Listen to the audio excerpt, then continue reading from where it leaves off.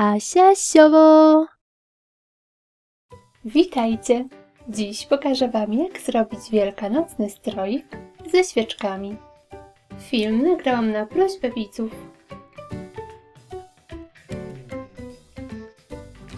Szczegółową listę wszystkich potrzebnych przedmiotów znajdziecie w opisie tego filmu. Na tekturze odrysowuję i wycinam kształt gąbki. Łączę tekturę z gąbką. Lekko ścinam rogi gąbki.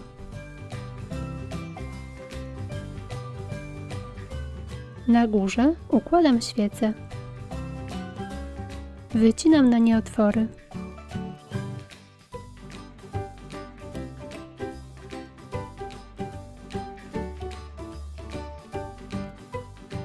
Umieszczam świece w gąbce, lekko wkręcając je. Pokrywam piórkami górę gąbki wokół świec.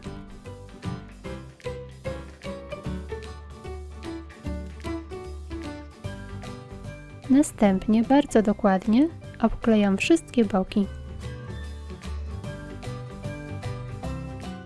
Na przodzie wbijam bazię i gałązkę forsycji. Forsycjami ozdabiam też tył stroika. Na koniec przyklejam pisanki i kurczaczka. I gotowe!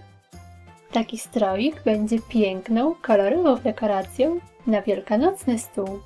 Do jego wykonania możecie oczywiście użyć innych kolorów piórek i wybranych przez siebie dodatków. Serdecznie zapraszam Was na mój kanał oraz na mojego Facebooka i Instagrama. Pozdrawiam!